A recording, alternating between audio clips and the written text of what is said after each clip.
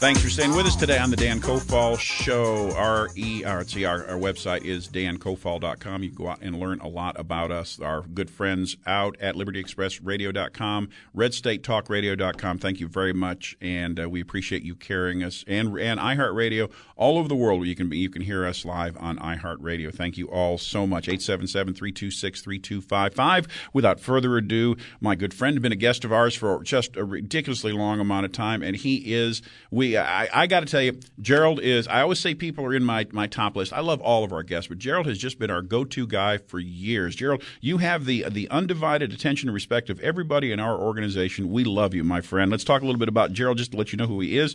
Founder of Trends Research Institute in 1980, pioneering trend strategist, author of the national bestseller Trends 2000 and Trend Tracking, far better than Megatrends, and publisher. And I just got your latest edition just today, Gerald, and it is just great, the internationally acclaimed TrendsJournal newsletter. Gerald Celente, how are you, buddy?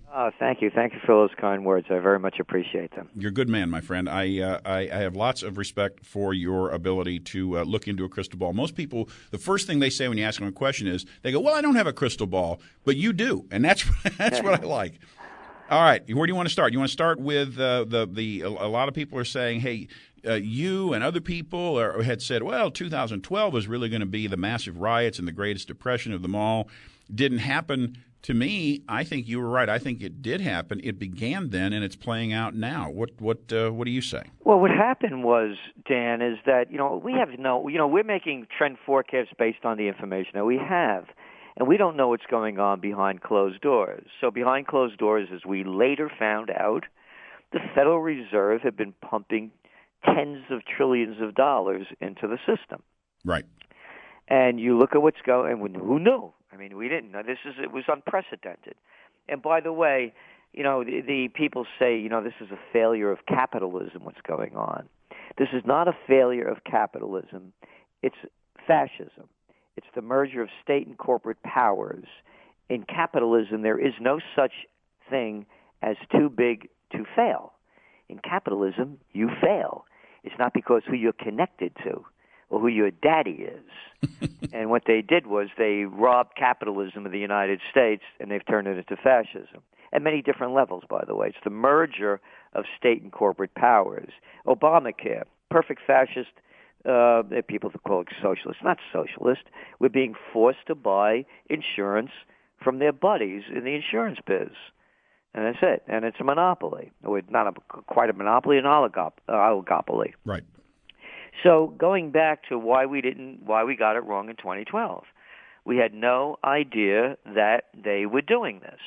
So now you see, let's fast forward, as you said. You look at the latest Gallup poll that came out. They're showing that, the unemployment rate is not 7.4%. It's more like 8.6%, according to their research.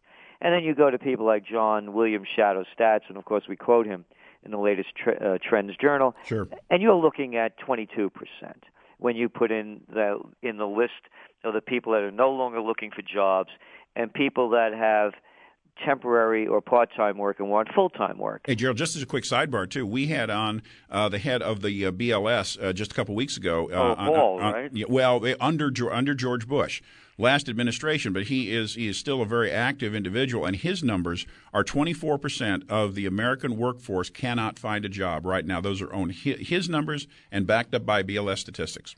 Is that Ken Hall or something like that? I believe his name is. Hey, a machine can look it up for me. And anyway, because I also read what he was saying, and that is that 97% of the jobs created this year, 97%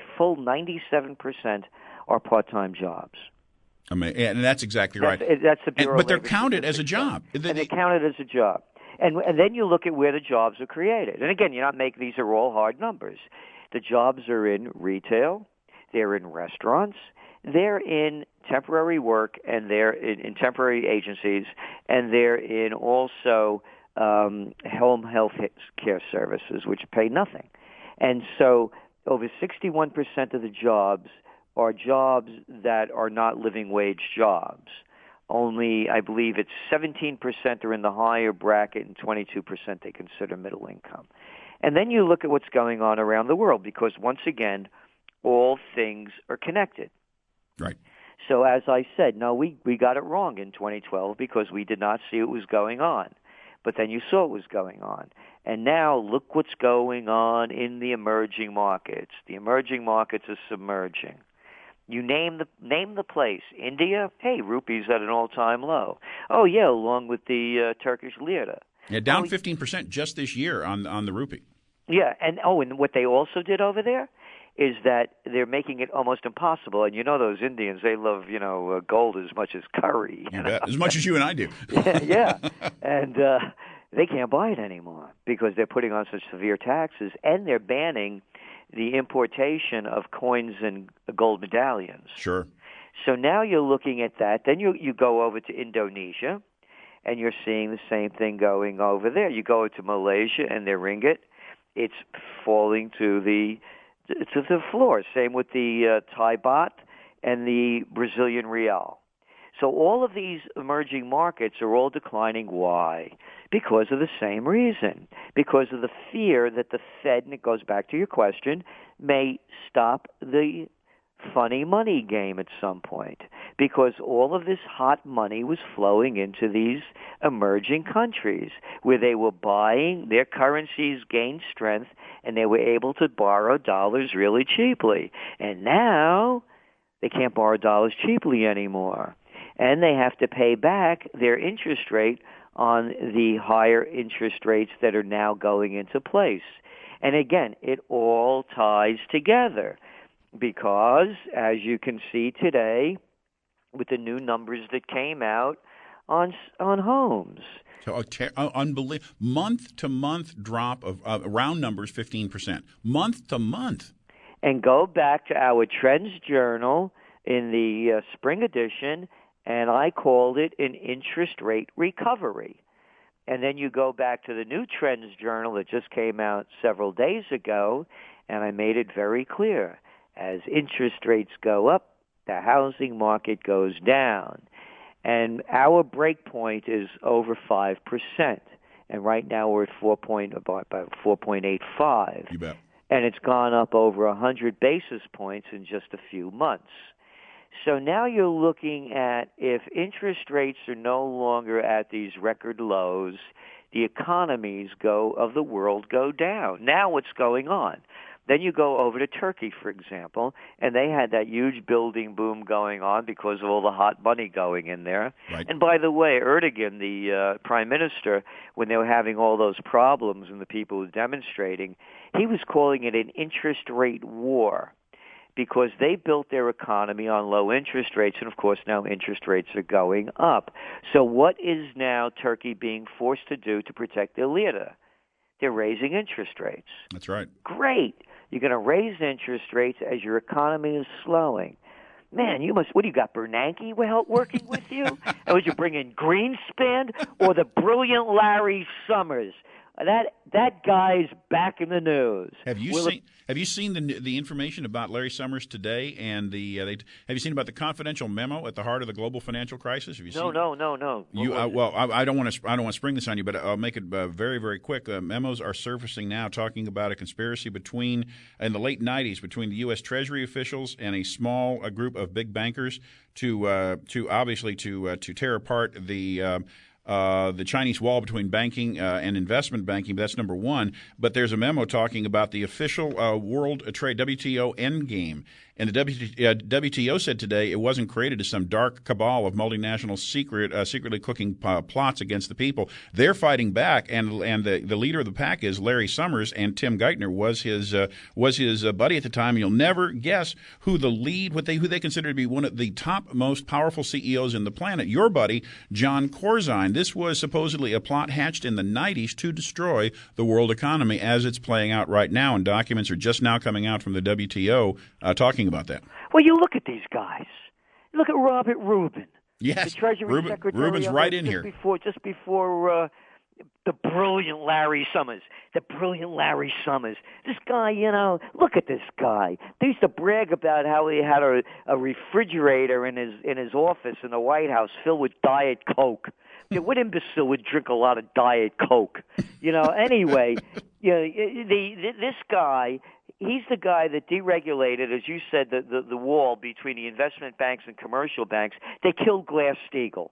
That was put in place during the Great Depression to prevent this from happening because of what they did in 29. That's it. And then Robert Rubin helped put it in place, and he was Treasury Secretary under Reagan before Larry Brilliant Summers.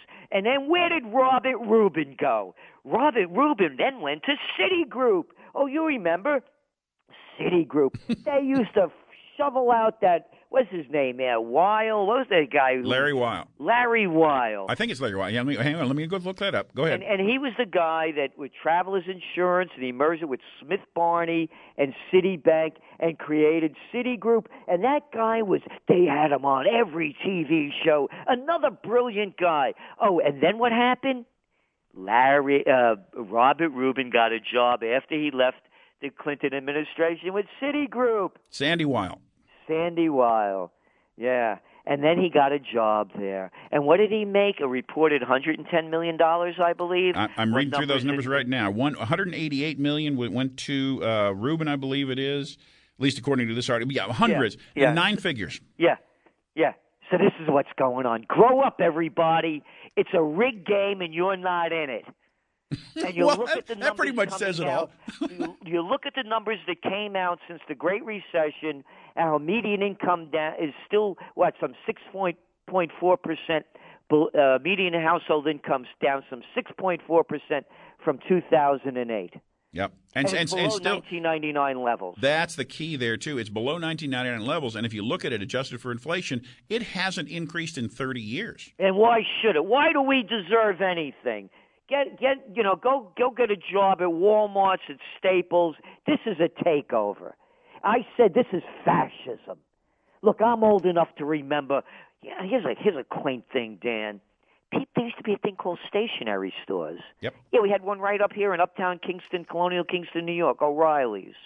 And now what do we have? Staples. Oh, there used to be a hardware store. And now what do we have? Lowe's and Home Depot. Yep. Hey, I've got about 2 more minutes, and I want to get one question in here, at least one question, and that is how are your friends at MF Global doing? Did we learn anything from this whole scandal? Yeah, everybody should learn that if you don't have your money in your pocket, you don't own it. Yes. And that's what you're seeing more and more. Look what just happened with this thing with the Goldman Sachs gang a couple of days ago. Oh, that little mistake. Look what happened with the NASDAQ yesterday. Watching it unwinding as there was an electronic problem. If you don't have your money, you don't own it. Well, look at Goldman not too long ago admitting that they were taking fees from people for storing their gold, and not only were they not storing their gold, they had no gold. They were charging them for storing nothing, and the gold was not there. I know. And the other thing is, too, and you know my forecast in gold, you look at the TrendsJournal that just went out, and I had said back in June that gold had bottomed. I called it, I think it was June 26th. It was around 1232. Right. I said the downside is about another $100. And I nailed it. I believe that if you see gold stay over around above 1355 for the next week, and of course it's now at about 1397. Yep. We're going to see another gold bull run begin, because they're not going to be able to taper. The whole world is in an economic slowdown. Couldn't agree more. But so many people are saying, well, the taper is built in. No way, no how. And if they do taper, it's going to go from $85 billion to $84 billion, just to say that they did it. You cannot pull that money out once the world's economy, which is where the U.S. is feeding it right now, once the economy is used to that $85 billion, you can't pull it out without contracting the economy. Look what's going on around the world. You don't need any more proof of what's going on in anticipation of their stopping that hot money from flowing into all these countries. They're in free fall. It's a free fall in India, in Indonesia, and they have and China's facing a debt problem, the likes of which dwarf what happened in the U.S. You know who had a great quote the other day? He's an acquaintance of mine, and he is one of the most brilliant people I know. He ranks right up there with you, Gerald. Kyle Bass. Kyle said, "You cannot fix the problems of the world. There are roughly at 360% as much debt in the world as there is GDP, not equity, as GDP. So that's an unfixable situation." He's absolutely right. Doesn't matter where you move the pea underneath the walnut shells. That debt is still always going to be there somewhere. Look at the GDP or debt to GDP ratio of Japan. You Yep. got this guy Abe over there that devalued the yen over 20% since he came into office in late November. And now you're seeing even there, and they were going to build the export market. That declined. Imports the cost of imports are escalating, and they have a debt to GDP ratio. I believe it's around 250%. That's There's right. absolutely no way they're going to get out of this except, hey, keep building more military ships. Aircraft carriers. That's right. How about starting another war? That's what they're going to do. When all else fails, they take you to war, and all of a sudden, you're hearing the war drums beating from Japan. They're now talking again about Syria. They're going to get our minds off this with a nice war. They do it all the time. Couldn't be more right on the money, my friend. Gerald Celente, founder of the Trends Research Institute. If you haven't been out to the website, TrendsResearch.com or Gerald Celente, CELENTE.com. Either way, it's great stuff. And go out and take a look at the Trends Journal newsletter. If you get a chance to sign up for it, this recent one is fabulous. 60 pages long, and every page is just jam-filled with accurate and just really, really, really good insights. My friend Gerald Celente, it is always great to have you on. God bless, and we will talk to you again very, very soon. Thanks for having me on. All the best. All right, take care. Bye-bye. We'll be back after this break.